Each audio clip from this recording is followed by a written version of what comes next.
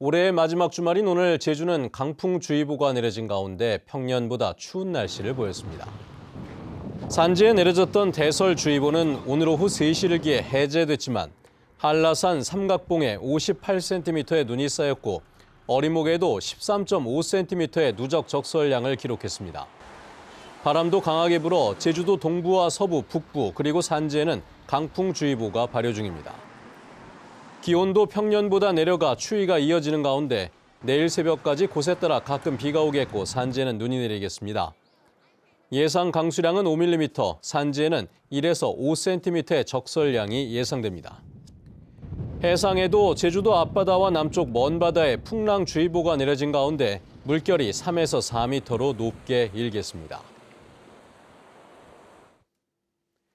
제주 도내 신생기업 3곳 가운데 한 곳은 1년도 버티지 못한 채 폐업하고 있는 것으로 나타났습니다. 통계청이 발표한 지난해 기업 생명 행정 통계에 따르면 2021년 도내 신생기업 가운데 2022년까지 살아남은 기업은 67%로 나머지 33%는 1년을 못 버티고 폐업한 것으로 나타났습니다. 또 신생기업의 5년 생존율은 35.3%로 신생기업 3곳 중 2곳은 5년을 버티지 못하고 문을 닫았습니다. 지난해 도내 신생기업은 모두 14,849개로 재작년보다 2천여 개가 줄어 12% 감소했는데 2008년 글로벌 금융위기 이후 15년 만에 감소율이 가장 높았습니다. 제주도가 운영하는 제주청년센터장에 공직선거법을 위반했던 인사가 합격해 시민단체가 강하게 반발하고 있습니다. 제주주민자치연대는 성명을 내고 2017년 대통령 선거 당시 청년 명단을 조작한 전과자에게 청년 정책을 맡길 수 없다며 임용 후보자 내정을 즉각 철회하라고 촉구했습니다. 특히 2019년에도 해당 인사가 제주청년정책심의위원으로 선정됐으나 과거 행적에 대한 논란으로 해촉됐다며 제주 도내 청년 관련 민감한 개인정보를 관리하는 자리에 임용해서는 안 된다고 주장했습니다. 제주도 농어촌 민박협회는 보도 자료를 내고 정부가 최근 발표한 중국인 단체 관광객 무비자 입국 허용 정책이 다른 지역으로 확대될 경우 제주 관광에 도전이 될 것이라며 질적 관광으로의 전환을 적극 추진해야 한다고 밝혔습니다.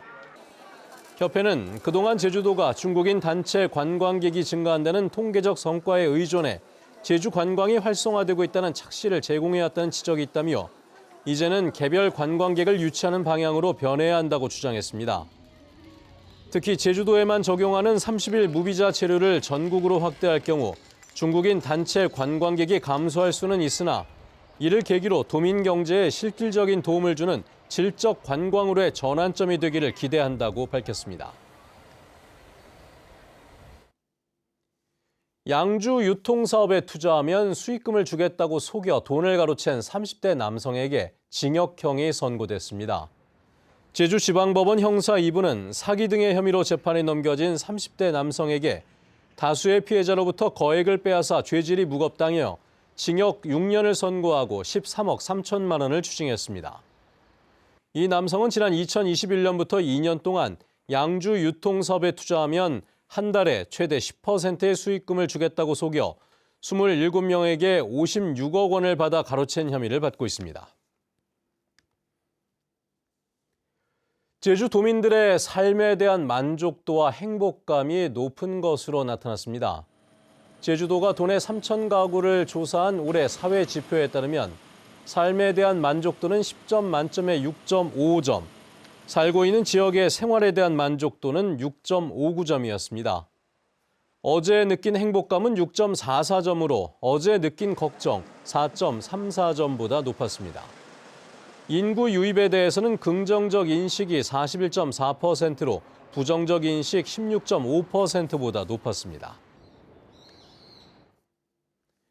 올해 제주 지역 고향사랑 기부금이 30억 원을 넘어섰습니다. 제주도에 따르면 올해 고향사랑 기부금은 30억 9천만 원, 모금 건수는 2만 9천 건으로 지난해보다 2배 이상 늘었습니다. 고향사랑 기부금은 자신이 살지 않는 지방자치단체에 연간 500만 원까지 낼 수 있는데 제주도는 관광지 할인 혜택을 제공하는 등 다른 지역과의 차별화된 예우 정책으로 기부금이 늘어난 것으로 분석했습니다. 뉴스데스크 제주를 마칩니다. 시청해주신 여러분 고맙습니다.